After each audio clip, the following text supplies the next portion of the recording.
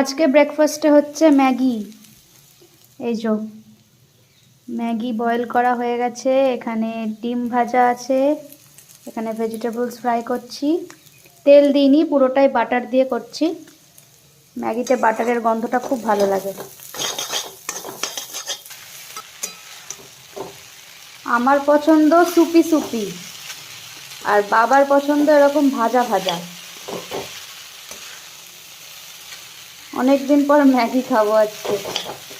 Maggi তো খাওয়াই হয় না, কিন্তু ম্যাগি খেতে কার না ভালো লাগে।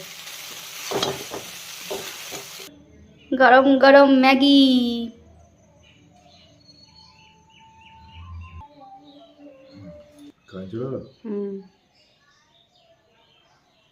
কেমন?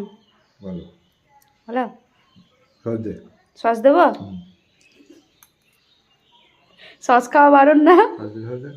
সস দে, সস দে।